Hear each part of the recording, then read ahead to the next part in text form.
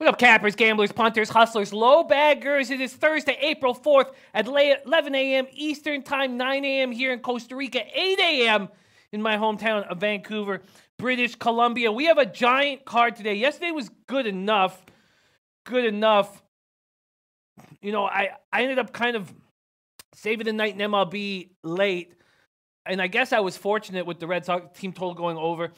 And also, because I still can't bet the first 5 team totals, I lost 2 team totals that I didn't bet. So that actually, betting-wise, it turned out to be an okay day. It's been a great start to the month, but March and February weren't very good. So that is all good. And also, a nice run with Kings Court last night. Added some nice winners. Unlucky that Booker got hurt because that game was going to sail over. But the Rockets covering and the Rockets over was extremely easy. And there's not a lot of opportunities like that. And last night, taking the Anaheim Ducks was extremely easy. Now, I know the Flames beat the Kings 7-2 with that makeshift lineup, and they were looking okay with that makeshift, but it wasn't going to last. You can't just take out your top 4 defensemen. And also, the clear sign that the Ducks were trying, and that's what we have to figure out during this last week of the season, is motivation. The clear sign that the Ducks were trying was that Richie was coming back, and Getzlaf was going to come back, and they were clearly trying with the general manager behind the bench. So there was some easy stuff last night, and we need to continue finding. Now, this is the busiest week of the year for me. I'm going to need your help today more than ever. I'm staying up very late with the spreadsheet so that we can have all the stats for NBA and NHL, and our MLB is up to date, but the NHL and NBA. So and then I got up at 3:45 this morning to try and cap this huge card. And what I find when these huge days is that I create the breakdowns, but I don't really have time to kind of take in the breakdowns because I got to get on to the next game and break them down for us on the show. So I'm really going to need you guys to help when we break down these games and work together, because I just haven't had enough time to sit with them because the card's so big. So again, we're going to do this situation where we start with the baseball morning games. We're going to hammer this giant NHL card, and then we're going to briefly discuss the 3 NBA games. And then Babano's going to join us, and he'll talk about a whole bunch of different things. So it's going to be great to have Babano on the show. And then on the late show, we're going to have Ski Profit to break down the NBA games further with us. Ski Profit's just doing incredible work in the association right now. And then we're going to have Maxwell Smart break down the 2 Thursday NCAA games, and he's not going to be with us tomorrow. He's going to be with us today to break down the Final 4. So we have a packed day, and I'm ready to rock, and I'm feeling good. And I want to give a big shout out to Vegas Gunn, who inspires me each and every single day with the way he handles adversity, and just sending him love and energy. And the whole Low Bag family sends you love and energy every day. And Shadow as well. These guys have taught me so much about life and how to handle the difficulties that life presents. And when curveballs come my way that I don't expect, I'm not going to be fucking pouting in the corner. I'm going to stand up to it like you guys have, and that's what you've taught me. All right, let's get to work. Shout out to all the cappers in the house. We got Dom the Don, Joe Rich Ramirez, Jeff Joseph, Corey Kelly, Matt Randall. Matt Randall hitting that taint play of the day. Said crushed the under Detroit Yankees game yesterday. Hope you all tailed. I have another great taint today. Beautiful stuff, Matt Randall. We got Yo-Yo Street, dude, and there's Vegas Gun right there. Vegas Gun. Matt Randall, Ski Profit, will be joining me on the late show. Ski Profit was in the chat last night, and it was funny in the chat of Kings Court as well. We were capping the games, and while we were capping this Rockets game, I felt like I was staring right through his eyes. I wrote it down. I was like, Rockets and the over, and he was like, you know it, and that cashed with ease and was very helpful to my evening. We got Sacktown King. We got Ryan Gosling out of Montreal. Failed at Life and House. Drew Daddy. We got Lucky Lefty in the house. Hope Tata is right beside you. What a great union you have. You're a lucky man. We got Jake Vandergallen. Dennis Garcia says Ducks was fun. That was just, well, you know, let's not pat ourselves on the back. Drew Daddy. Live wages the Braves. Fading my Cubs at the moment. That's working. Cole Coleone. My man. Elio. Oh, shoot. Elio went 1-9 yesterday. Don't like seeing that. Okay, Elio, we can get this stuff back. I'm sorry. Dennis Garcia, KC -1.5 to start. I'm very interested in KC. I've seen a couple of guys I cap with really like KC, especially our baseball experts in Dave L.A. and Kobe Valentine. So we'll be talking about that. We got Tom Marino says, tough MLB card, big NHL card. Yeah, I did find quite a bit of difficulties here. We got Dave L.A. There he is right now. Joe Rich Ramirez, Walla Walla Dose, Sebastian Arnold. Oh, it's going too fast. Mr. Gokster, JF, CT Bays, Trenton Claxton, Jorge, don't play in the house. Okay, we got to get to work. We have a ton of work, but Jansen's ready to rock. Gargoni. We got Nate Dogg, 420. Nate Dogg, 420, man, it's been too long. Too long. Great to see you, Nate Dogg. Riku Roxas, Joe Anisi. Gate Pasky says, Sens have no reason to tank. First round pick goes to the Avs. Anyways, they want to finish the season without a loss. Will they be able to tame the Sabres at home? Yes. Answer his whole question. I love that, Gate Pasky. Okay. All right, guys. We got to get ready to work. But, man, big smiles on my face just seeing some of the guys who are in the chat today. Corey Kelly says, if you like KC, take them first 5. Says their bullpen is trash. You know, that is a great point. And that is what I'm going to do. And that's the kind of help that I'm going to need because I just haven't had enough time to sit with them. Kevin Pine says, I'm on Royals too. Mr. Gokster says, how about that Boston game, Jimmy?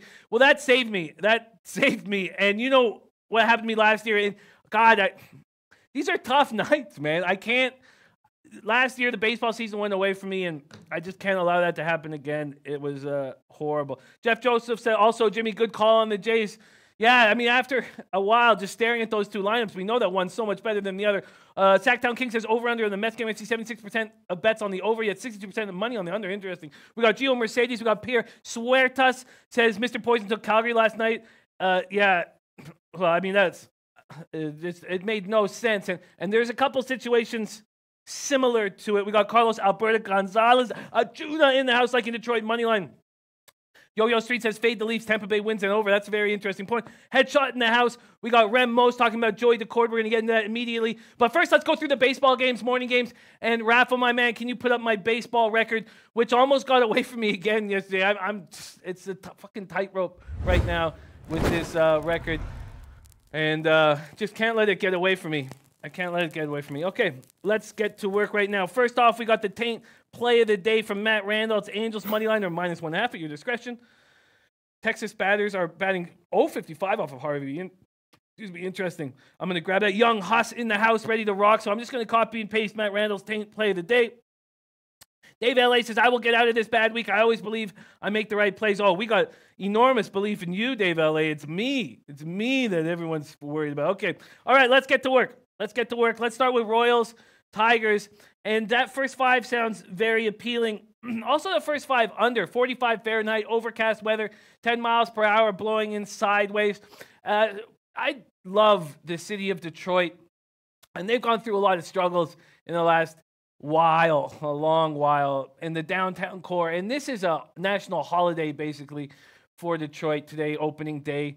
It's going to be cold. You can drink on the streets. It's a magical, magical day to be down in that city. And for all of you from the state of Michigan, but especially Detroit, that have stood through this adversity that your city has taken and believe in your city, I wish you a tremendous day. And I hope the Royals cash the first 5. Jacob Junis, 1-0, 4.76 ERA, 1.24 whip, 5 2/3, 1 walk, 6 Ks. Up against Spencer Turnbull. Who would have thought Spencer Turnbull would be their home opening starter? 26-year-old, made his major league debut in September, started 3 games, still doesn't have a major league win under his belt. Tigers' pitching staff's been excellent. So they're 4-3 through their first 7 games. Tigers have allowed just 17 runs. Pitchers combined for 18 strikeouts against the Yankees. 18 strikeouts against the Yankees. That's pretty incredible. Royals lost 7-6 to Minnesota at home on Wednesday afternoon. It was a heartbreaker.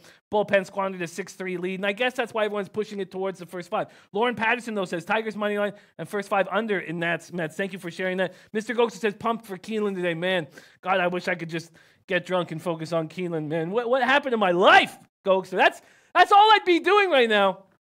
I'd be focusing on Keeneland.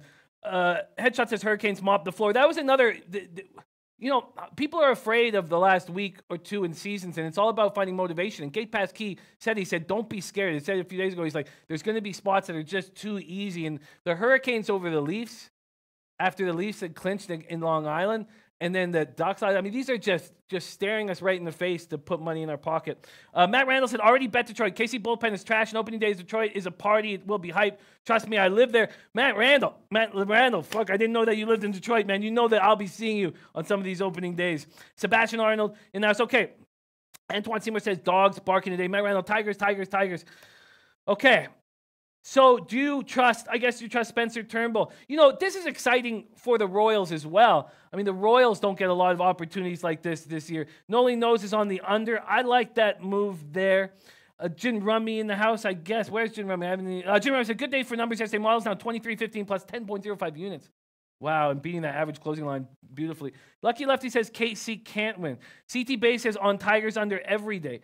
Kevin Rethman says, thanks for your late NBA picks. I cashed with Rockets and over 229.5. That was, God, that just was wonderful. Just no other way to put it. It was just wonderful to finish the night off of an easy spot like that. Matt Randall says, I'm rolling with you on Angels and Tigers. Adalberto Mondesi's looked spectacular. Let's talk about Jacob Junis, though. He just seems to have this team's number. Last year, he goes 4-0 with 1.95 ERA against him in 5 starts, 8 appearances against him, 7 starts, 6-1, 3.12 ERA. All right, let's take a look at the odds at sportsbookreview.com, SBR odds page. Let's go to baseball, go to money lines and totals, and let's also get up the opening lineup so we can know exactly what the hell is going on this morning card. All right, okay, here we go. Sorry. Okay, it is up right now. All right. First off, let's talk about what's going on here with the odds. We have KC slight favorite. So there's been a big move. Detroit opened at minus 123 and a huge move towards the Royals in this game. Huge move. Now it's even minus 104. So at Bet Online, for instance, there's been a 20-cent move towards the Royals. 20-cent move. And let's look at totals here. The total on the game is 7.5, and that is plus. But you can get an 8, and that's juice. That 8 is pretty interesting. And then the first 5 total here, would you need to trust Spencer Turnbull in this spot? But you are getting a 4, and this Royals offense is not very scary. Matt Reynolds said I would actually an over in this game, but off of it as of now. J.E.M. says, off to Cuba. You'll be listening to you Monday. Get those books. Man, J.E.M., have a wonderful, wonderful trip. Thomas says, I can't believe the Rockets were a pick 'em for the first quarter. Clippers defense is trash with Beverly out. Yeah, Wade Pesky, I don't know if we consider Junis to be a very good pitcher. At times, we did think he was. So, I think that the spot is the under at least first 5. And let's take a quick look at the daily lineups before I lock that in. Stephen Dollery ready to get paid today. So with the Royals, we have Merrifield, Mondesi, Gordon, Soler, O'Hearn, Duda, Owings, Maldonado. So Duda is in the lineup. For the Tigers, we have Harrison, Castellanos, Cabrera, Goodrum, Candelario, Stewart, Peterson, Griner, Mercer. You know, Harrison, Castellanos, Cabrera, Goodrum, Candelario is a decent lineup. A decent lineup. I guess I'm just a little uncomfortable. Viper MB took Royals first 5. That's my only thought. Matt Reynolds said, have you seen the Royals bullpen? They've been taxed in the last 3 days, not to mention they've sucked. Tigers offense just won both games. New York late off of the bullpen. Hey, I get it, Matt Randall. I absolutely get it. No, Matt Mendez, we're not going to be doing that intensely until our late show with Maxwell Smart, but I'm sure that Babano is going to touch on it at the end of this show. So Corey Kelly says, so sad again being a Royals fan. Yes, Junis is solid, says Noli Knows. Viper MB took Royals first 5. That's what I would like to do. I would like to take Royals first 5, and I'd like to take the under. Elio Top says, don't keep taking unders on average pitching. Subpar pitchers will get smashed eventually. So what would you guys say you like better between the Royals first 5 and the first 5 under? That's the decision I have to make. First 5 under or Royals first 5. And for the Royals first 5, let's see what I'd get there. Money line first 5. And I know don't have time to sit here and hum and haw on this shit. We got too much to go through, but that's my kind of dilemma. And I don't think I want to jump on both at this point. As Mob says, for next season, Rockets, Sixers, Bucks, first quarter beast. I like it. Probably belong with liking Royals solo over, thinking that Spencer Turnbull's going to get touched. I mean, that's a real possibility that Turnbull gets touched here. So, okay, you guys, I'm going to move on to the next game, but I need to make a decision about this, either taking the first 5 under or the Royals first 5. If you could chime in on what you think would be the best spot. Let's move on to Nationals Mets. Let's first look at the lineups for the Nats. We have Eaton, Dozier, Rendon, Soto, Zimmerman, Gomez, Difo, Strasburg on the 8th spot. Robles turning the lineup over. Nemo, Alonso. So Pete Alonso back in action. Robert and making his Citi Field debut, which is a big deal. Cano, Conforto, Ramos, McNeil, Rosario, Lagares, Syndergaard. Both these guys got touched in their opening start.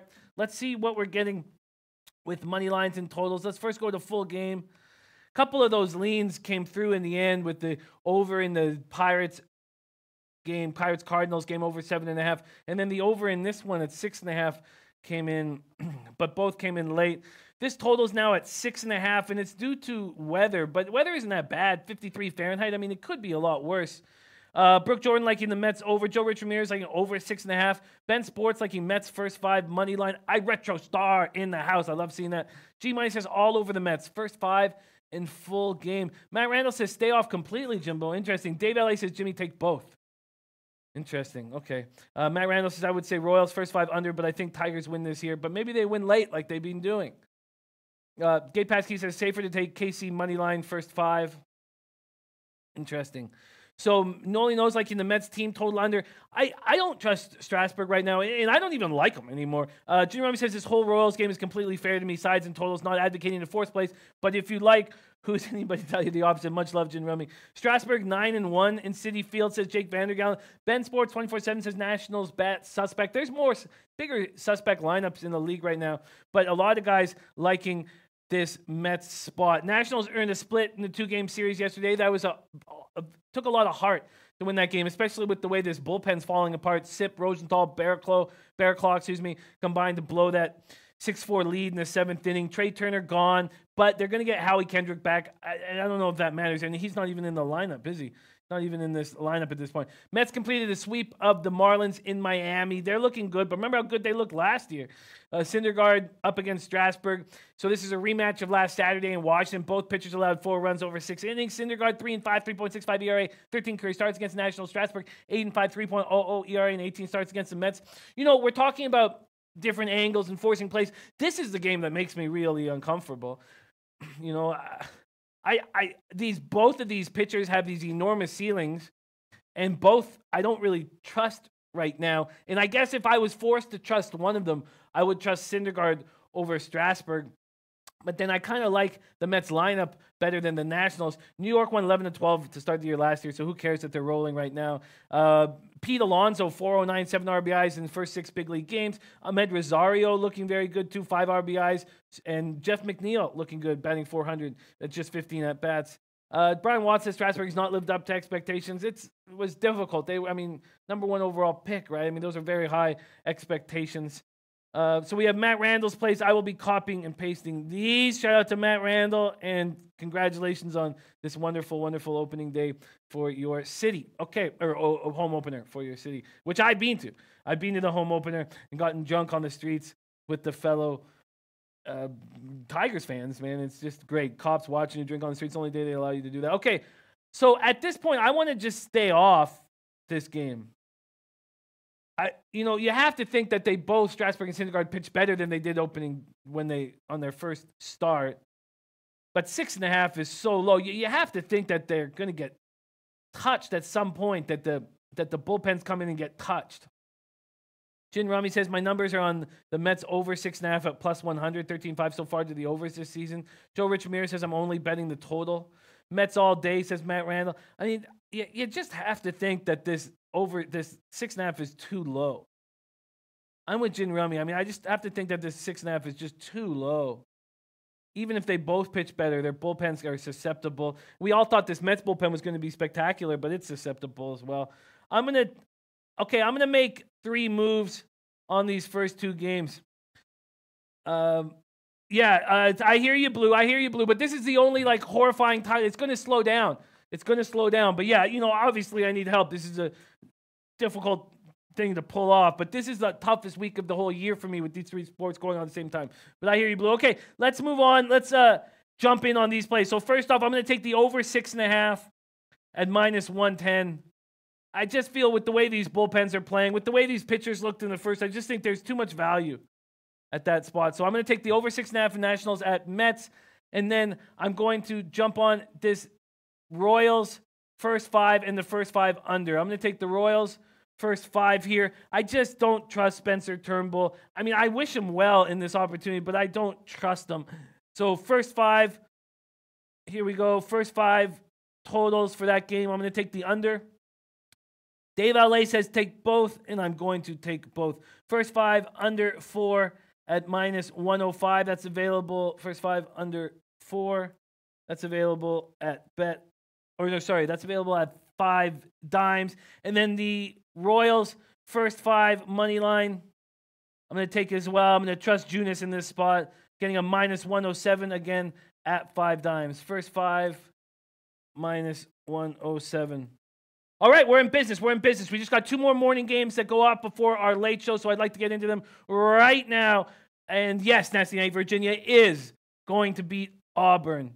They are. Shout out to Sasha Taljar in the house. Okay, let's go Yankees Orioles. Paxton Cobb. What the hell's Cobb going to give you? What a question mark he is, but I do believe he's much better. I mean, he's not quite as good as he was in the second half of last year. And I lost a shitload of money. You guys saw me all year last year saying he's better than this. I watched him all my life. He's better than this. And he didn't get better than this until, what, the last 4 starts of the season or something like that. It was awful. Yankees head to Baltimore with 4 losses. Look at these lineups, man. These could be considered the 2 worst lineups in Major League Baseball. Sorry, where are they? Right here. 2 worst lineups in Major League Baseball. You got, oh, no, I guess not. What am I talking about? See, now, this is the Yankees lineup that I would expect with all these injuries. I don't know why they've been playing bums the last couple of days. Gardner, Judge, Voit, Bird, Sanchez, Torres, LeMahieu, Frazier, Wade, VR, Smith, Mancini, Nunez, Ruiz, Ricard, Chris Davis. God, Chris Davis 0 for 12 to start the year. You want to talk about bums, man. Just must be so tough for him to wake up in the morning. I know you're getting paid all this money, but just being disrespected by every single person. You know, I got to think, looking at this lineup, that it's a bounce-back spot for the Yankees. I have to think that. Bulgogi liking the Orioles or total over 2. Ben Sports says Orioles money line or run line is the play to make. You know, I disagree. This is the lineup that I've been waiting for. Walla Walla says, should have played my Yanks lean last night. Easy under. Excited to cap today's Yankees. Thinking under first 5, but want to hear more. Brooke Jordan says Yankees should win the day falling apart with injuries. So, you know what? I mean, obviously, there's a bit of an angle when a team's lost is trying not to get swept and things like that. And I know the Red Sox weren't in that situation, but you had to think after being shut out twice in a row that the bounces were going to come their way at some point. A ball was going to bounce off the third base bag for them at some point. And I have to think that the Yankees are in this spot here. And James Paxton, you know, a good BC boy, going to bring. I just feel like they got to be the play here. They have to be. And this is a line that I like. I mean, this is a team that I like. What Walla Walla Do says minus 1.5 is still not great. Let's see what we're going to get on the Yankees run line. Full game. Run line, Yankees. Oh, it's still not great at all, is it? Wow, minus 120 is the best you're going to get. I'm with Dwayne Reed. I think this is the time that it happens. Let's break down this game a little more. So, Yankees had to Baltimore 4 losses their first 6. 10 players on injured reserve. We know all that stuff. Gregorius, Stanton, and Dahar Hicks. Now, Tulowitzki, grade 1 left calf strain. Is that a surprise to you, Yankees brass? This guy's a fucking China doll, and I'm happy that you have him. We don't want to see him anymore in the Blue Jays uniform. We didn't have to see him all year last year. You think he's going to do anything for you guys? Rico Mike says, how about them Hawks? That was beautiful. Dave Ellis says, Yankees first 5 is the best play on the MLB card. Tormio says, Yankees have so many injuries right now, and Baltimore always plays their best against them. All right, Yankees got 5 hits, struck out 18 times. They're batting .229, 13 runs since that 7-2 win over Baltimore, 65 strikeouts. Paxton making his second start as a Yankee, coming off that tough luck loss, I guess. 2 runs, 1 earned, and 4 hits and 5 2/3. I didn't think he pitched that well. So he's 2-1 with a 3.18 ERA and 4 career starts against the Orioles. I do believe in this guy. Easy to believe in this guy. Baltimore returns home 4 wins in their first 6 games. They're going to fall apart. They've scored 25 times on that season-opening road trip. Mancini had a 3-run home run in the 9th. Made it very scary for me. Chris Davis, as I said, what a bum, 0 for 12. Cobb makes his season debut for the Orioles. Strained right groin. And it's going to be cold. How cold is it going to be? It's not going to be that cold. 65 Fahrenheit. Sorry, I remember in 4 miles per hour out. You know, I just think the Yankees are the spot here. I really do. I think that Yankees turn it around right here. Let's see what you get on first 5. You're going to have to take a run line, though, if you're going to take first 5 on the Yankees. -0.5. Okay, you know what? I'm doubling up on the Yankees here. I'm going to take the Yankees first 5. I'm going to take the Yankees first 5 here, -0.5 run. And I'm getting -125. That's available at Bookmaker, Bet Online, and Heritage. -125. And then I'm going to take, oh shit, sorry. Then I'm going to take -125. Then I'm going to take Yankees full game -1.5. And here I'm getting full game Yankees 1.5. Yeah, Res Mob says the weather's warm today in New York. Tailed you on the Mets over. Thank you for letting me know that, Res Mob. I'm excited about that spot. It just seems like too much value. And if Jin Rummy's model also is pushing you towards it, I think that we should not be scared just to trust when your breakdowns, the way you see the game going, coincide with Jin Rummy's model. -1.5 and -120. That's available at Heritage and Pinnacle. All right, the plays are coming in. Now let's move on to Red Sox Athletics. 58 Fahrenheit, overcast, 7 miles per hour is the wind out to left field. Eduardo Rodriguez versus Brett Anderson. Is there a more interesting pitcher in the league than Brett Anderson? I mean, he either pitches spectacularly well or he gets hit for 8 runs in 2 or 3 innings. He's just an enigma. I mean, this guy doesn't have the stuff to make Major League rosters every second year or third year. Anybody can have him in the league every year. And now the A's are going back to the Brett Anderson well.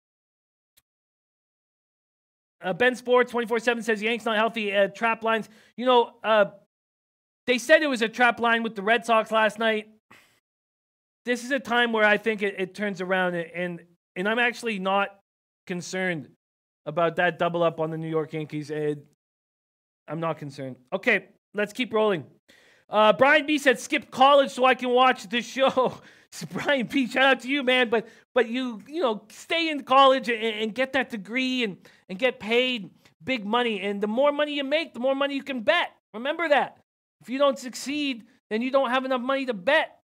And we want our unit price to go up. Man, my unit price has dropped in the last. I mean, now I used to do 200 on everything. Now baseball's 125, basketball and college basketball are 150. I will be a success in life when my unit is $5,000. That's what my goal in life is, to have a unit at $5,000. Okay, let's talk about this. So A's looked like they were up. They were about to take care of business last night, but Red Sox came alive offensively. And it's not. We don't need to question the heart of this Boston Red Sox team. Brett Anderson threw 6 shutout innings in a 4-2 win over the Angels on Saturday in his season debut. But take that with a grain of salt. I mean, look at this Angels offense. It's horrifying. Anderson's pitched well in 11 career starts against Boston, 6-4, 3.48 ERA. Remember, last year it was the Red Sox smashed right-handed pitching. They weren't that good against left-handed pitching. Rodriguez, 2-1, 2.33 ERA in 4 career starts against the A's. He looked bad in that first start on the road, allowing 6 Mariner runs, 5 earned, surrendered 8 hits and 4 in the third. All right, King Rail saying, I like the shout out to King Rail in the house. Elio says, don't send anyone to college. That is total bullshit, a waste of money. You know, you can get a good job out of it, but I hear you. Okay. Dean Williams says, yeah, shout out to us college kids, man. Let's go. 1 o'clock games killed my GPA. Hey, man, we absolutely love you guys. And you guys are the you know, if you look who's winning the World Series of Poker, you know, the main event every year, it's college kids. It's kids. You guys have the most potential to succeed in everything in life, and we're very glad to have you in the chat. Jim Rami says, my numbers are on the Athletics at plus 110. You know, again, I do not trust Brett Anderson. I do not trust him. And Rodriguez with his 10.38 ERA, I mean, his stuff is so much better. It is so much better than Brett Anderson stuff. Let's just take a look at lineups here. So for the Red Sox, we got Betts, Benintendi, Martinez, Bogarts, Nunez, Devers, Travis, Vasquez, Bradley. That's a pretty weak 7, 8, 9. For the A's, we have Simeon, Chapman, Piscotty, Davis, Kanya, Pinder, Profar, Laureano, and Huntley. I like fading the A's when Nick Huntley is behind the plate, but I don't know how much I want to do it. Let's see what kind of odds we got. Noli Nose is on the second half under in that Yanks game. Okay, let's take a look at what we got here. Okay, so Yankees. Oh, sorry, it's Yankees. Sorry, Red Sox. Let's go money lines and totals for this Red Sox A's game. I just don't trust Brett Anderson at all. I just don't trust him. And it's like an even money game. I think the Red Sox got out of their funk. They're going to feel good about themselves. They're going to come to the field feeling better about themselves. All right, I'm doing it. I'm going to double up on the Red Sox. I do not trust Brett Anderson. I'm going to take the Red Sox first 5. Red Sox first 5 money line. I'm getting a minus 105 at bookmaker. And I'm going to take Red Sox full game money line. Full game money line, and that's minus 102, available at BetOnline or Heritage. All right, I'm in business. A lot more plays than I thought I was going to have. Yes, it is my own risk, and thank you, Jin Rummy. I need you to keep me on the straight and narrow as much as possible, and I will fall off of it, but I need it. Matt Randall's also on Mets Angels. Angels team play today. Red Sox, Tigers, Yankees today for me. So I'm with Matt Randall on the Red Sox and the Yankees. All right. Let's get to work on the NHL card. I'm loving. So that's just the only games we're going to talk about. We're going to do the rest of the baseball card on the late show. So that's the morning games. I feel good about that. Let's move on to NHL right now, and let's get down to business. King Rail says, any thoughts on that under 8.5, Jimmy? Yeah, I guess if I had to make a play on a total, I would lean towards it. But I certainly don't love it. And I think that if we're going to talk about the total right now, I need to move on to hockey. But if Noli knows and Dave LA and our guys here, our baseball guys, can come in and talk. If Jin Rummy, let's see what your model says for the total in the A's Red Sox game. If you guys can jump in on the total for King Rail while I start hammering this hockey card. There, Brooke Jordan is liking the over. Shout out to Christopher Carter. Let's get on to NHL as fast as possible. Money lines and totals. Okay, let's get to work. I'm going to have to talk fast. And again, I'm going to need your help because I didn't get a chance to sit with this card for long enough because there were so many games and I had to get all the work out. Senators at Sabres. Let's start talking money lines and totals just to get it started with each game. So Buffalo is a huge favorite, and Gabe Pasquini is right. They have no reason to be minus 200 here. The total is at 6. The question is, do you trust Joey Decord, 22-year-old 7th-round pick, 2015 draft from North Andover, Massachusetts, making his NHL debut, finished his career at Arizona State, became the first Arizona State player to sign an NHL contract. He got better every year. I was going over his numbers on the hockeydatabase.com, and this past season he was great. 21, 12, and 1, 2.36 goals against, average 928 save percentage. And the Sabres offense is dried up. They're now 27th in goals per game at 2.61, 25th in goals allowed at 3.31. Senators are still scoring, 15th in goals per game at 2.98, but last in the league, goals allowed at 3.63. 11th power play, but it's not going to be as good without Shabbat. That's 20.7%, 21st penalty killing. And the Sabres penalty killing is very good. Antoine Seymour saying Ottawa money line. Jin Rummy said NHL was nice yesterday. Under 6 in the Ducks, but Rangers over lost. Yeah, it was nice. I mean, I lost with the Blues, but when you constantly take plus lines, as you see that I do, you go 1-1 and have a nice winning night. I mean, it wasn't that nice. I guess I made $80 profit. So, I mean, okay. But it was a profitable night. The black is the black is the black is the black. Don Reed says the wind is blowing in from center at City. Be careful of that over. I'm on under first 5 immense money line. Both teams tired. Both pitchers rested. Yeah, I'm a little concerned, but the bullpen's just not rolling right now. Bullpen is just not rolling for either team right now, but I am a little concerned about it as well, Dom. Okay, so let's talk more about what's going wrong with this. Oh, and the Senators also, Ben Harper wasn't available last night due to an illness. Remember, the Senators team are on the second half of a back-to-back. That's not easy. But Senators have gone 7-8-1 under Mark Crawford, and they're playing well, and they looked great last night, winning 4-1 at Madison Square Garden. Borowiecki, their defenseman's done for the year, and Harper is sick, so they called up Christian Wolanin from the minors from Binghamton. Sabres have lost 8 in a row, including that 3-2 defeat at home Tuesday against Nashville. Jeff Skinner scored his 38th goal. He's got 2 goals in the past 23 games. They're finishing out the year without defensemen Bogosian, Scandella, and Hunwick. That's 3 of their top 7 right there. They're also without third-line center Vladimir Sobotka. You know, I can understand why you guys liked Ottawa money line. But I'm not going to trust Joey Daccord.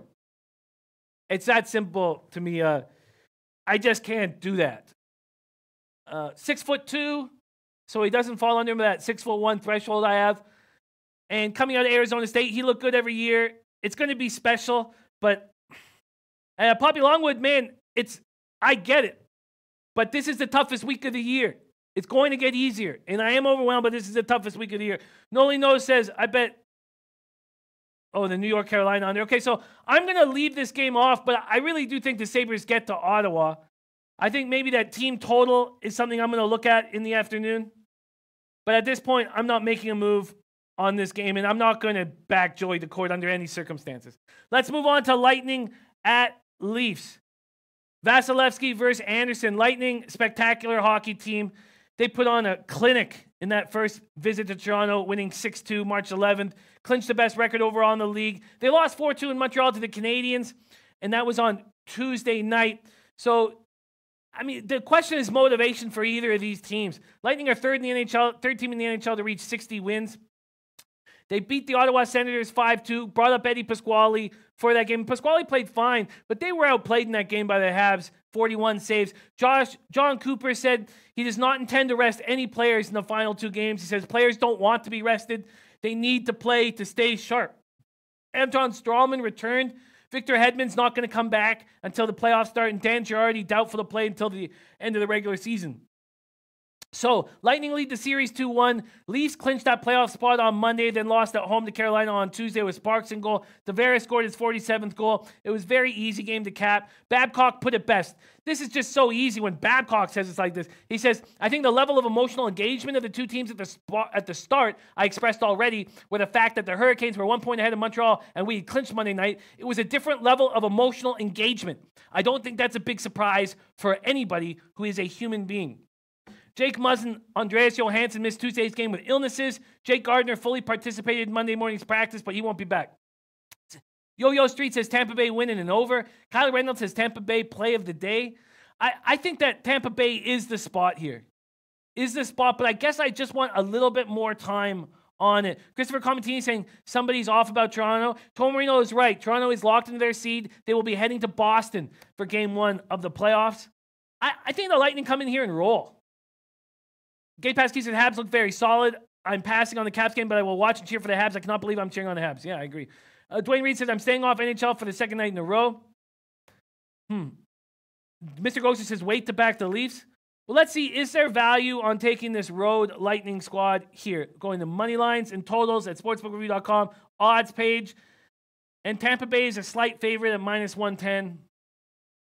I think they send a message here. I think Tampa Bay wins. I think Tampa Bay wins this game. And I guess I want a little bit of time to think about it. Kate Pasky says Tampa will roll 4 lines and fill the Leafs net.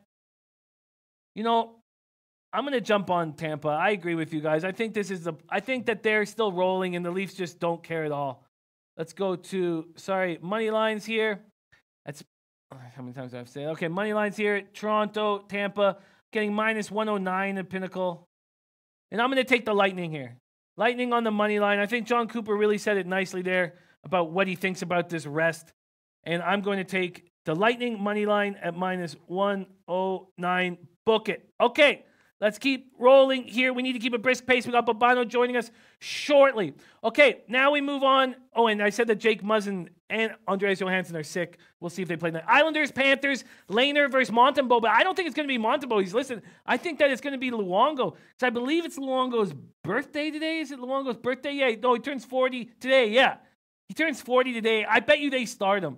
So let's act as if Luongo is going to be in net here. Islanders coming off a 2-1 home loss to the Leafs on Monday night. If Washington loses Thursday to Montreal and the Islanders beat the Panthers, New York's regular season finale at DC will decide the division.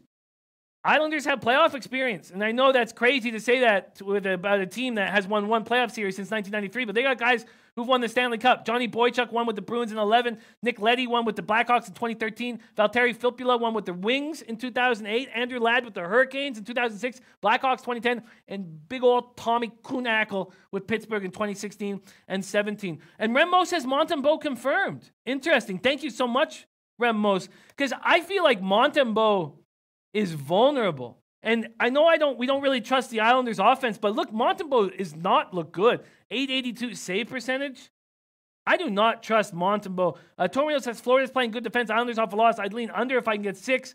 Well, I think I'm going to take the Islanders here, but the Panthers have won 3 straight. Maybe this game will take a little bit more time for me to think about, because I lean Islanders, and if I can get a team total over at 2.5, I would probably jump on that, because I don't trust Montembeault. Kate Pasquey, what is your thoughts on Montembeault here? I would love to hear what you guys think, because I do not trust him at all.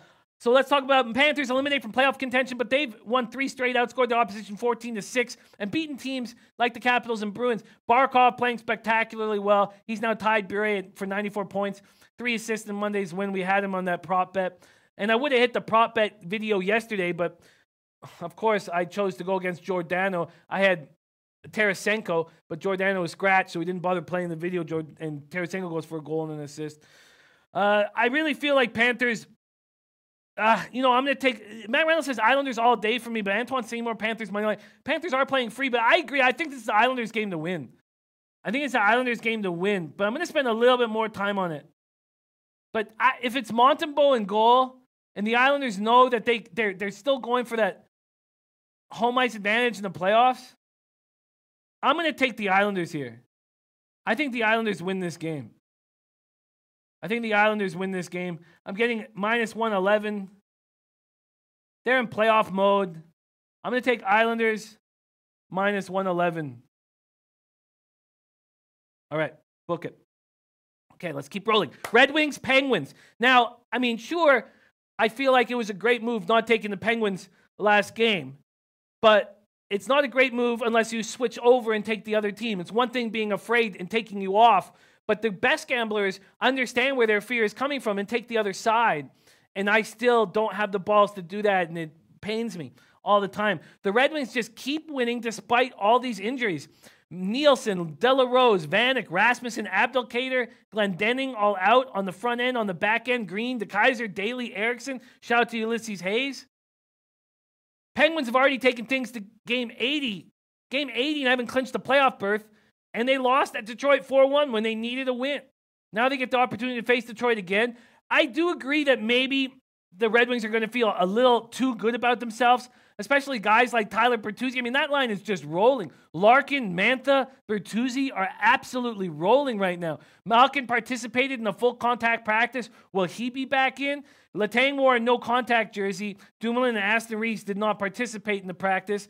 Pittsburgh could have clinched the playoff spot with a win on Tuesday. Do they get it here? They have scored 2 goals or fewer in 6 of their past 9 games. We said as soon as Malcolm got hurt, that was under City. Under. Christopher Contini says, must take Pens here, right? Antoine Seymour said, Jimmy, 6 dogs will win tonight. Wow. Well, we have 12 games, but let's talk about this spot here. Pittsburgh's just too big of a favorite to me. Even at -1.5, that doesn't make any sense. Pittsburgh -1.5. At -113 or -110. The total, though, at 6, I like that. I like the under there, but again, this feels like I just need time. Because of the amount of games, I just didn't have enough time to sit with these games and stare at them after I'd written all the notes. Jim Rummy says Wings still have the value side, but not enough to play it. Ramon Scott says not Grice. It's unclear who's going to be in net right now. It's unclear who they're going to be going with come playoff time. Because I think Lehner has a bigger upside, but Grice is probably someone you can trust just mentally a little bit more. Tom Marino says, Case Pack, if Pens blow this game, I will not take them again. Tom Marino says Pittsburgh shouldn't have any trouble making the playoffs. They don't have a chance to win the division. Yes, but they would like home ice advantage over the Islanders. But I hear that. Tom Marino says Penguins weren't scoring consistently even during their winning streak. All right, so I'm going to make some decisions after. I just need time to sit with these games after talking about them. Let's go Canadiens, Capitals, Price versus Holtby. Montreal fighting desperately to get into the postseason, and they're playing good hockey. So their big win Tuesday, coupled with Columbus's loss, put them in a tie with the Jackets for the final wildcard spot, but the Jackets have the tiebreaker with more regulation and overtime wins. Habs are 6-1-1 in their last 8, and they're a healthy group. Washington will be trying to bounce back from a flat performance in that 5-3 loss to the Panthers on the road on Monday. Capitals fell behind 4-0, but then they came back. We talked about which night was Ovechkin going to go hit the strip clubs in Miami, and we were talking about that over and over again. Washington enters leading the Met 102 points, 3-point edge over the Islanders. Capitals can clinch with a 4th consecutive division title with a victory over Montreal or an Islanders loss at Florida. I think Islanders are going to play hard in Florida. Despite losing to Florida on Monday, Capitals have already locked up at least 2nd place in the division. Capitals managed only 1 point over the final 2 games, and the Islanders win out. New York would take the division crown. Capitals announced that Kepney's now out for 4 to 6 months. Again, I don't feel comfortable. Christopher Comtini says, Gabe Pesky says no one will get in the Bolts' way. They'll win the Cup, lose only 5 games in the entire playoffs. I hope they play the Penguins so badly. Ramon Scott says Florida has won 7 of last 8 over Isles. The Panthers don't have a lot to play for, and Montembeau's going to get touched. He's going to get touched. If it was Luongo, I wouldn't take the Islanders. But Holtby, Canadians, Habs, makes me uncomfortable. Totals at 6. Let's see what the money line is here. Money line, Habs open at plus 147, now plus 120. They're playing good hockey, and they need to win. Lucky lefty like in Montreal, first period money line. That might be beautiful. What an interesting take. What an interesting take. I'm going to write that down because I just need a little bit more time with it, but that's a great take, Lucky Lefty. Okay, let's move on. Devils, Hurricanes. I've got Schneider, Mrazek. Hurricanes hold the first wildcard spot in the Eastern Conference with 95 points. They need this badly. And I think they get it. Brendan Moore says the heat is on, but I love it. Hurricanes could also get into 3rd place if they're only behind Pittsburgh by 2 points. Hurricanes have only won 2 of their past 5. Coming off that 4-1 easy win over Toronto. Don't have Calvin DeHaan. Isn't expected to play. Upper body injury. Devils haven't played since Monday. It was their home finale. That's why they stepped up against the Rangers. 3-4-1 over their past 7. Still don't have that. And then Kyle Palmieri, lower body injury. How big are the Hurricanes? They opened a minus 250, another minus 295. Again, if you take them on the point spread, which I'm probably not going to do. You can't take them at I can't take them at minus 295. Minus 1.5, they're minus 117 or minus 115. That's probably the play. But again, the odds aren't very good. And I guess I just need a little bit more time to decide if I want to take that against the Devils team that's playing okay. But I do feel like the Hurricanes minus 1.5 are probably the spot here. Underdog says, how about that Penguins under since they're not scoring without Malkin at 6? It's just that Detroit is playing well, feeling good about themselves, scoring goals, and they're missing so many defensemen. So it's actually the Red Wing side that concerns me because I could see the Penguins, locking everything down, being up 3-0 or even up 3-1, and then Detroit putting on the pressure offensively and taking huge risks. That line of Mantha, Bertuzzi, and Larkin will be taking huge risks, which will allow the Penguins to score goals. It's the Red Wings that concern me, not the Penguins. Okay, let's keep rolling. Matt Randall says Columbus, Carolina, Montreal win out. Pittsburgh loses both. Pittsburgh misses the playoffs. I'd have to double. Oh, yeah, you're right. Absolutely. Yes. Yeah, Pittsburgh is not clinched yet. Flyers, Blues, Elliott versus Binnington. This Flyers team is not trying. I don't think it matters that the Blues are on the second half of a back-to-back. Blues rallied from 3-1 down 3rd period last night to tie it up. I thought they were going to take care of the Blackhawks, but they need this win badly. They need this win badly. Now they're going to have Binnington in goal against the Flyers team that's given up. Flyers were eliminated from playoff contention. They're in a 1-5-0 in their last 6. They look good for a second, tying it up against Dallas on Tuesday. I was on Dallas minus 1.5. Don Carleone S says Pens will win point blank. Yeah, I mean, that makes sense that they would here. But is there value taking them? And could they win by just a goal with the way the Red Wings are playing? And you're certainly not going to want to take them on the minus 295 money line. Philly's a healthy group. Now they're going to have Carter Hart back in net. I agree, my Randall. Yeah, it's possible. I think the Blues got to step up against the Flyers, but maybe they're a little tired. I mean, this has been a long run for them trying to get back into contention, and now with how bad the Jets and Predators are playing, they have a chance to win the division. With the Blues here, if you wanted them on the minus 1.5, you get plus 134, plus 135. That's got to be the play. The Blues got to be minus 1.5 here. the Canes got to be at the -1.5 here. I think both of those are spots that should be taken and trusted. And I'm going to. So let's go to puck lines. I'm going to take, but -115, -117, is that enough? I'm going to take the Hurricanes -1.5 at -115. Hurricanes -1.5 at -115. And I'm going to take the Blues -1.5. But it was an overtime game.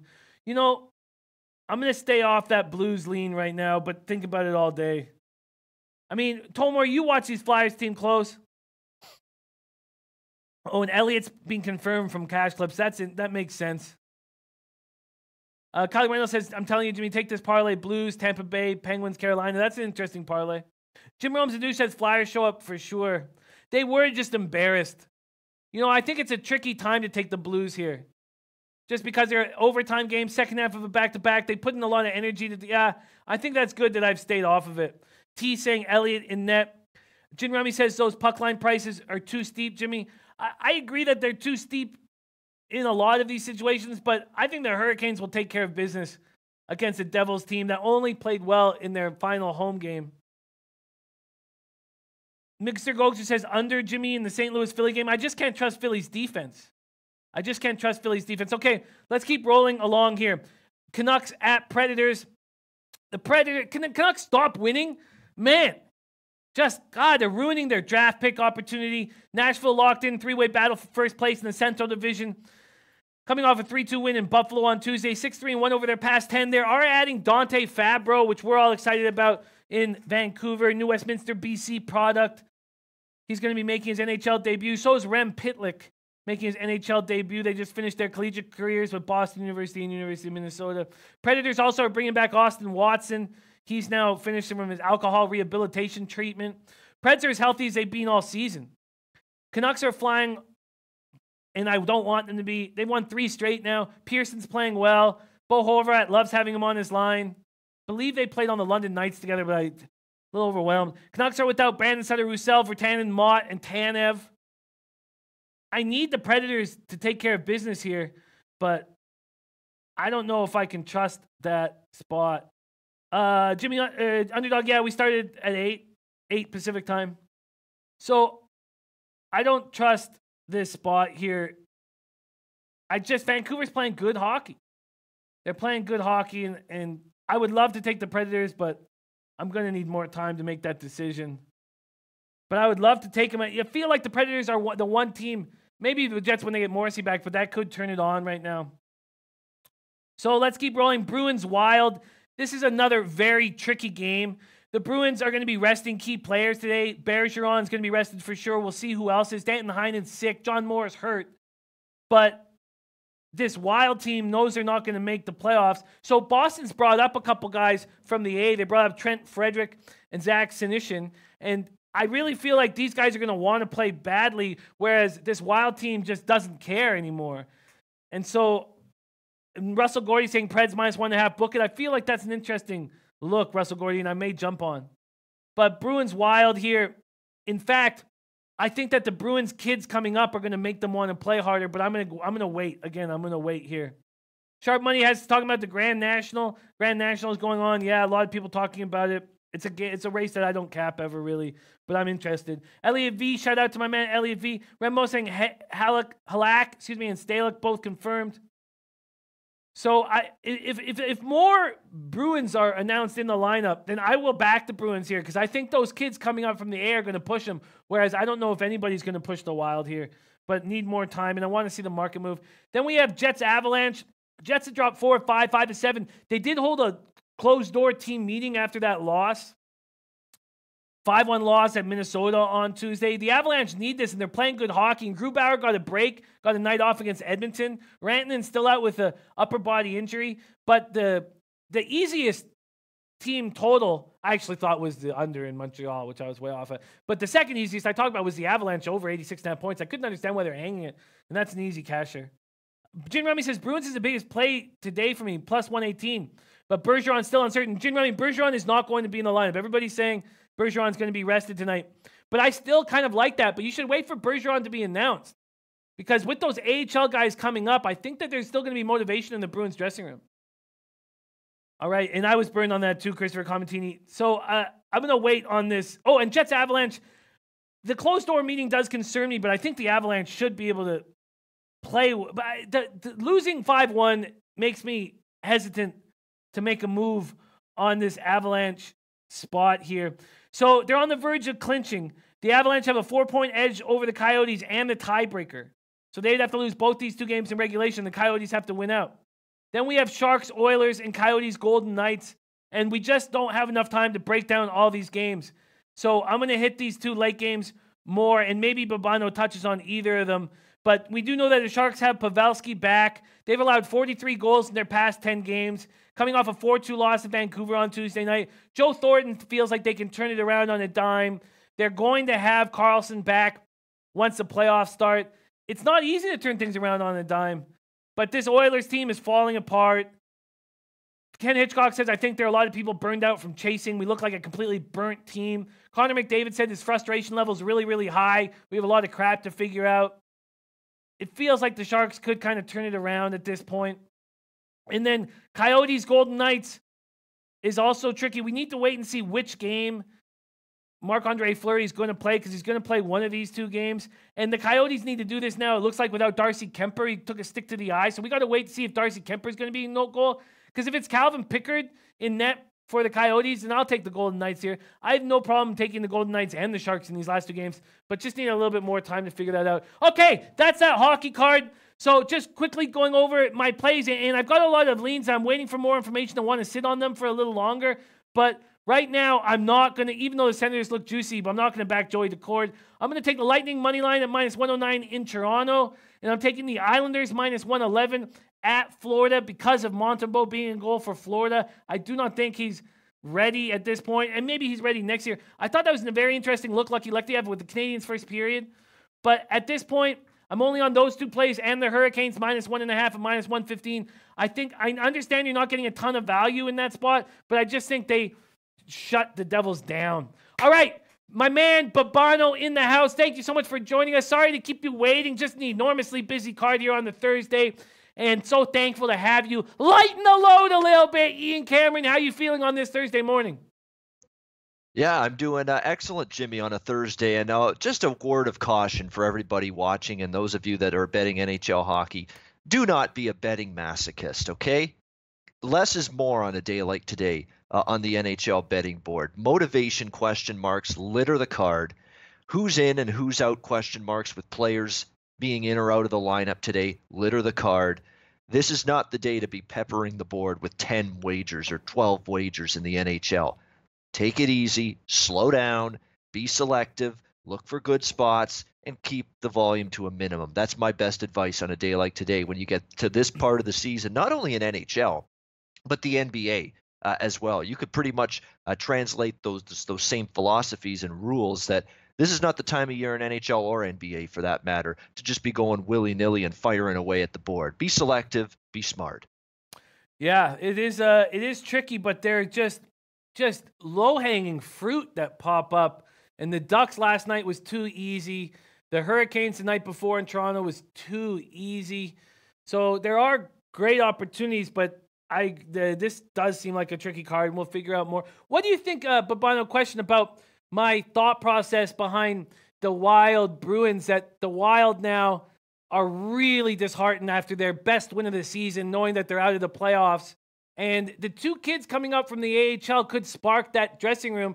If it's just Bergeron and one other guy out, what do you think about backing the Bruins there? I don't want Minnesota. That much I know. I don't want Minnesota at all. Alex Stalock in net. He's not a goalie I trust. He's not been particularly good this season. His numbers and stats will back that up. Minnesota got officially eliminated from the playoffs. Even after they won their last game, they were still knocked out. Beat Winnipeg, of course, at home the other night. I don't know what you get from Minnesota. This is an aging team. It's a veteran team. Suter, Parise, Zucker. guys like that have been around with this Wild team and in the NHL in general for a while. And when you're veteran players and you get knocked out of the playoffs, I'm not so sure. And when you're used to being in the playoffs like Minnesota has been, I don't trust you to step up when you in your first game after being knocked out. Problem is, what do we get from Boston? Does Boston give two shits about this game, Jimmy? We don't know. I mean, they basically clinched everything that they can possibly clinch. They're locked into second in the Atlantic. They're going to have home ice against Toronto in the first round series. I don't trust the Bruins to really put their A game forth here. This is one of those games where if you want to bet this game from a side perspective, be my guest. Personally, I'm not the least bit interested. I am. I really feel like having these two kids coming up from Boston is the mitigating factor that will push the Bruins to victory. And as soon as Bergeron's announced out, that line's going to go up, and you're going to get the Bruins in a really big plus spot in the game. I think they're going to win. But I love hearing your breakdown, especially about not back in the wild. Okay, but Bono, the floor is yours. The sports are yours. Where do we go? You want to talk morning baseball? You want to talk NCAA? What do you want to talk? Well, I'll talk about the two games that I'm interested in with the NHL. Just two. I'm actually going to look, even though Colorado's in a spot where they got to win, not got to win, I'm going to look at Winnipeg in that game against Colorado. The closed door meeting, of course, we all know about it. It happened after the Minnesota loss. The Winnipeg Jets. You talk about Colorado being desperate. I think this could be a letdown spot, believe it or not, for Colorado. And here's why. That was a huge win for them the other night against Edmonton. They battled St. Louis to a shootout, got a point there. Third game in 4 nights now for this team. The only way they cannot get this second playoff spot is if Arizona wins out and Colorado, fails and has a regulation loss during this mix. That's it. I think for Colorado, it is a situation here where they feel pretty damn good that they're going to get in the playoffs. I don't know if they have that same level tonight against a Winnipeg team that I'm convinced after what what we heard from Paul Maurice and the players in that the players meeting. They're not happy with the way their game's trending toward the playoffs. In fact, you go all the way back to the All-Star break with this team. They've not played good hockey. I think you get a step-up effort from them. I cashed with Winnipeg against Chicago when they were off 3 straight losses. They talked about the need to stop the bleeding. They did that night, beat the Blackhawks. I think you get a step-up effort from them there. So I kind of like Winnipeg there. I like the over in the San Jose-Edmonton game. Edmonton has quit defensively. Quit. Flat out Q-U-I-T with a capital Q. All right, they're not given any sort of mind or intensity to the defensive end of the ice. Mikko Koskinen is awful right now in net for them. He's got the book is out on this guy. You can beat him over his glove. His glove hand is weak. It's terrible. If you shoot high on Koskinen, you're going to beat him 9 times out of 10. Players are figuring that out. San Jose should score 5 all by themselves tonight, if not more, against this putrid Oilers defense that's quit. I think that's given up. The question is, can you get something out of Edmonton offensively with McDavid and Draisaitl on the ice? That's always potential. With a San Jose defense and goaltending that has been mediocre at best for weeks now, that's certainly a potential. So I see goals in oil country tonight. So those are the two I like. Winnipeg plus about 100 against Colorado. San Jose Edmonton over 6.5 minus 130. Those are great looks. Those are great looks. And I'm going to help. I need to sit with this card for a lot longer. I was just forcing breakdowns this morning as fast as I could and wasn't able to just sit and stare and think. So that's great. Great heads up. I love it, Babano. What else are you looking at today? For hockey, that's it. Baseball, we're looking at a couple of things.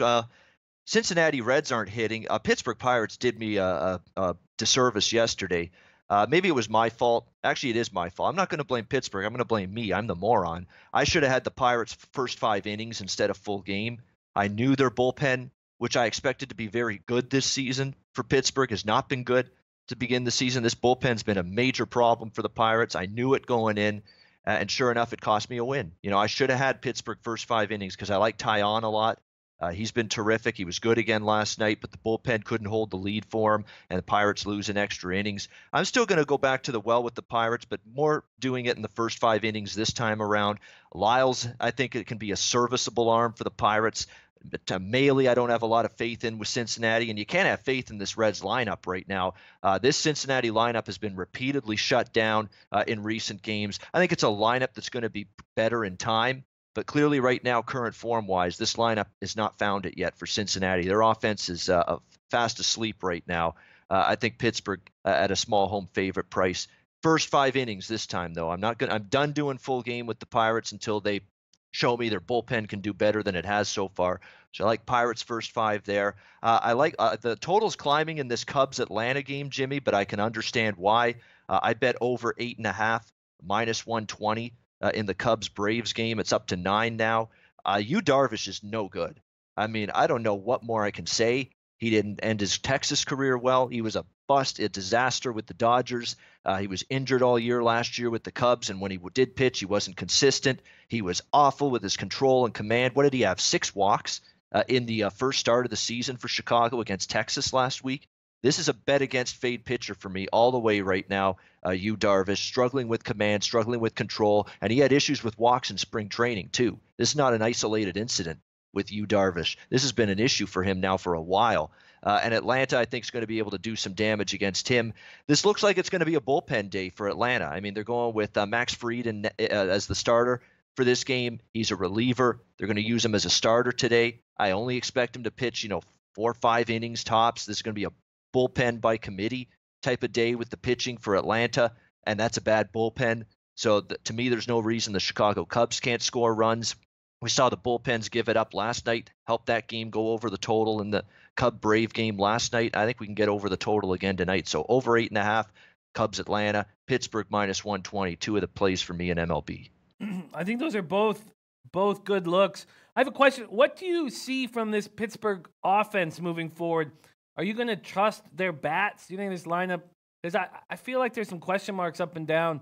What do you think about this Pittsburgh offense? The guy they miss right now, Jimmy, is Gregory Polanco. There's no question about that. They're hoping once he gets back from not the DL anymore, it's the IL now. Apparently we can't say disabled list now in our new 2019 era. We're offending too many people with that. So injured list now, that's where Gregory Polanco is. They get him back, I think it's going to help, but it's still not a great lineup. Even with him back, it's an okay lineup. When Marte's hitting, it can be decent. I think Cervelli is a pretty decent hitting catcher. Yeah, they got Jung Ho Kong, I think, is a guy that's got potential with the bat, but it's not your Cardinals or your Brewers in this division from an offensive perspective. They're going to have to do it with their starting pitching. They're going to have to do it with a bullpen that I thought was going to be good coming into the season. I really like this relief corps coming into the season. They just haven't performed up to expectations so far. They better hope that irons itself out because Clint Hurdle's team needs that bullpen intact because they're going to need to outpitch their inconsistent scattershot offense, which will be helped by Polanco coming back. But even with him back, this is a average offense at best. They're going to have to pitch if they're going to be a factor in this division. Yeah, there's no doubt. And their pitching rotation starters look very, very strong. Some analysis going on as we move here. I think you're absolutely right. Great find on the Chicago-Atlanta over at 8.5. Gin Rummy got on it early. There are no longer 8.5s on this board, but there are 9s at plus money, and I don't know how long they're going to be around. I am going to tail you on the Cubs Braves over. I'm getting plus 105 here at Pinnacle, and I am tailing Babano, and I'm getting over 9 at plus 105. Beautiful. So what else are you looking at before I start asking you questions about NCAA basketball? Yeah, a lot of people, because I was in the chat for about 10 minutes before I came on here, a lot of people liking the LA Angels tonight. I certainly don't disagree. From a side perspective, I would look at the Angels. I'm going to go over the total in that game, though, as well. I like the total a little bit more than the side.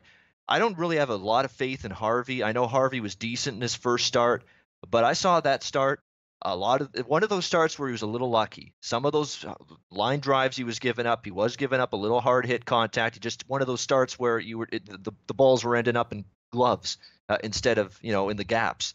So he was giving up some hard hit balls, but unfortunately it was line drives right at an outfielder. That is something that I worry about for Harvey long term. He was a little lucky in that start. Texas might be able to hit him a bit, but I have even less faith. I have even less confidence in Edinson Volquez for the Texas Rangers. He was awful. I can't even use that word strongly enough to describe how bad Volquez was in his first start against the Cubs. Now, he's had a lot. He's had a lot of innings. He's been in the majors for a long time. The innings have added up. He's had multiple injuries, coming off surgery. And he doesn't look like anybody that I trust to get outs at the major league level right now. Not even close, Edinson Volquez. So, and the bullpen for Texas has struggled. The bullpen for the Angels has struggled. You could always get runs late, even if it's only 4-2, in the sixth inning. You could still get over the total late because the bullpens, I don't trust either one of them. Same thing with the Cubs game last night. Two bullpens I didn't trust there. So I like over 8.5. I lean for the Angels from a side perspective as well. I was just hoping for a better price than -130. Now, the one concern is the Angels aren't hitting a lick right now. This is a bad offense. It's a bad lineup. They have not hit a damn so far this season. But if they're gonna have one game, one night, where they finally get the bats rolling and spring those bats to life, has to be tonight against Edinson Volquez, because I clearly do not think he has anything left in the tank at this point in his career. Yeah, interesting. Raven in the desert liking a tight game there. Angels money line and Rangers +1.5. Yeah, I just don't know how. Oh, but Justin Bohr is going to be in the lineup. That's going to help them out, man. They need something to protect Trout. You know what the issue is, Jimmy, too? Justin Upton obviously is on the injured list now for the LA Angels. That's one of their better bats. He's being replaced by Peter Bourjos. Do you know how big an offensive drop-off that is? Upton to Peter Bourjos. No wonder as a lineup you're having some trouble hitting the baseball. I mean, that's one of the bigger offensive drop-offs you could have, going from a Justin Upton to a Peter Bourjos at the plate. That's big. Yeah, there's no doubt about that. No doubt about that. It's funny. There's been a 30-cent line move from the opener. Bet Online is 29-cent line move on the Rangers. Yeah, what could people be seeing there? It's a good question. You're right. There is Texas money coming in. You know what people see? People see an Angels team that's 1-5. Brad Ausmus. How about Brad Ausmus? He was criticized in Detroit, ended up fired there by the Tigers. He is barely a week into his new job here with the manager of the Angels, and already Angels fans are frustrated and angry with the guy. I know he's off to a 1-5 start. This is a team that had much higher expectations this season. I'm not saying they were going to be a great team or expected to be a great team prior to the season, but they were expected to be better than last year for sure. And right now it hasn't gone that way, and largely because of the offense has been non-existent so far. But I'm going to stand by it. We can't just say that the Angels are going to. The Angels will not go 162 games not hitting. They're going to have games where they hit the baseball and have 9-10 runs in a game. It just hasn't happened for them yet. But I do think there's a chance they could break out tonight, because Volquez, to me, shot, done, doesn't have anything left. There was nothing good, nothing redeemable about the way he pitched in his first start against the Chicago Cubs that gives me confidence moving forward. So I just have a hunch this could be the night for the Angels offense to get going. But I understand people taking Texas in terms of, are they not comfortable laying this kind of price with the Angels and the way they've played, the way they've struggled, -135, -140? I could see it, but there's nothing that could make me want Texas with Volquez on the mound. Yeah, and very interesting. Very interesting. It's a very interesting game. Very interesting. Look, we've got to go, but I'm not going to allow this show to end. And they're going to have to come in. They're going to have to turn it off from the booth. I need to know. And security's going to have to come in and remove you from the studio. Exactly, yeah. That's right, because we only get you once a week. And I need to know. I mean, I guess I don't care as much about tonight's basketball unless you really have a feel on it. We're going to have Max coming in late show. But I really need to know what you're thinking is going to happen on Saturday. If you could touch on any of that, Ian, I'd be very, very interested. I am very interested. Michigan State was good to me last weekend. I cashed twice with them against LSU and Duke. I'm not going against them, but I'm not backing them either. I respect Texas Tech and Chris Beard. What I am looking at in this game is over the total a little bit in that game. It's a low number. Texas Tech is better offensively than people think. Average 70 points per game. They're not a fast tempo team. I understand that. People think of them as defense, under. But Gonzaga dragged them into a little bit of an offensive game in the last game. Texas Tech showed they could win in a game that had a few more points scored in it. Michigan State, as good as Texas Tech's defense is, I don't think they're going to be shut down Michigan State completely. Michigan State's got too many weapons inside and outside. Everybody playing well. Winston, McQuaid, Goins, Xavier Tillman, who's not playing well right now for this Michigan State team. So, and again, you could probably going to have a close game, probably going to have some fouls in the last minute. If it's a 4 or 5, 6 point game, could help you get that game over the total. So I like the over in that game. And in Virginia, Auburn, this situation, Jimmy, with Auburn reminds me of, do you remember South Carolina last year? Great run, Final Four team. Nobody expected it. Frank Martin did a great job, came out of nowhere, got to the Final Four. They looked like a team, South Carolina, that was really, really taking it all in, being in the Final Four. A little more happy to be there than some teams, treating it more like a, hey, this is a vacation for us. And sure enough, they got obliterated in their Final Four national semifinal game. I'm worried that could happen to Auburn here in this game. They've had a little bit of an unexpected run. You're coming off 3 incredible wins in a row against Blue Bloods, including North Carolina and Kentucky, back-to-back last weekend in the Sweet 16 and Elite 8 round. I'm not saying letdown spots. It should be a letdown. It's the Final Four, but a little worried for Auburn here in this spot. They played great. Don't get me wrong. Bruce Pearl's done a great job. But to me, what's Auburn's path to winning this game? Shooting threes, forcing turnovers. Virginia's a top-tier number 2 in the country against the three-point ball defensively. Virginia doesn't turn the ball over.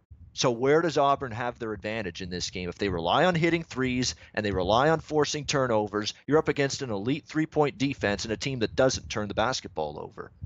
I think this is where Auburn meets their match. I think Virginia is on a revenge tour this year. They've got that massive chip on their shoulder still for losing to a 16 seed as a 1 seed for the first time ever. I think there is a point to prove. I think this is a national championship or bust kind of mission for Tony Bennett and this Virginia team. So I'm going to lay the 5.5 with Virginia in that game. I think Auburn, great run, but I think it ends on Saturday. I agree. Both those breakdowns, I agree. I'm really uncomfortable with the Texas Tech Michigan State total at this point, but not on your bet on it, just on how to handle it. But I agree. What do you think about taking the over in the Auburn-Virginia game, or do you think that it's better to take just a Virginia team total over because they could shut down Auburn? I'll tell you what, if they, finally a team did have success shooting the 3 against Virginia, and that was Purdue and specifically Carson Edwards. But if you go back and watch that game, and I've watched that game now twice, start to finish, he made ridiculous shots. Like shots that 9 times out of 10, a player is not going to make those. It's not like Virginia's perimeter defense in that game was horrid or brutal or terrible. They had contested shots, they had hands in the face, and Edwards was still draining. And you got to, at that point, just tip your cap to Carson Edwards. He had one of those games where he was just not going to miss.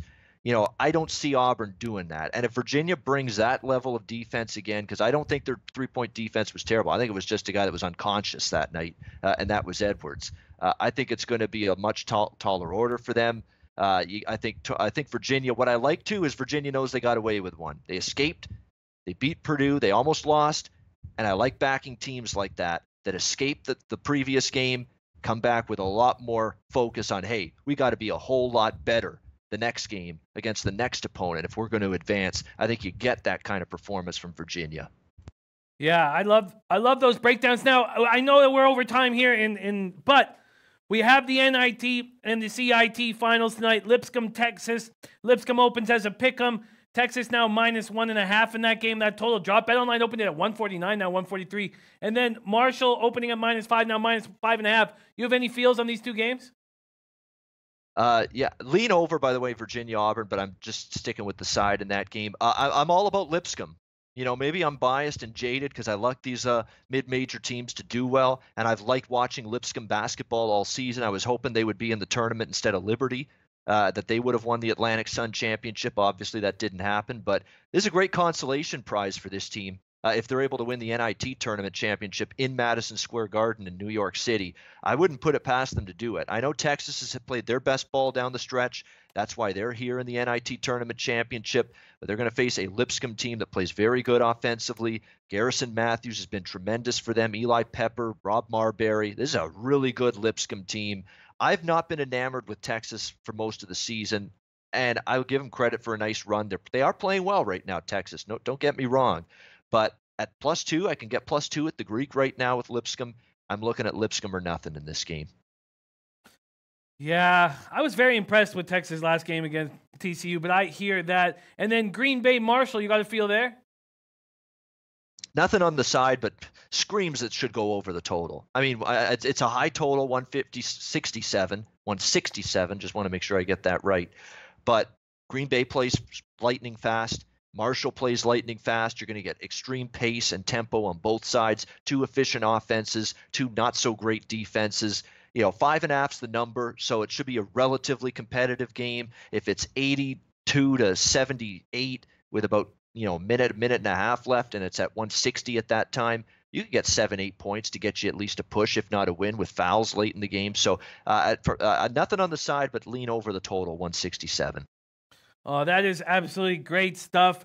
Babano joining us here on this Thursday morning. Remember, on the Late Show, I know we didn't get to those 3 NBA games, but we will hammer them. We will hammer them with Ski Profit. We're also going to get to all the rest of the MLB games.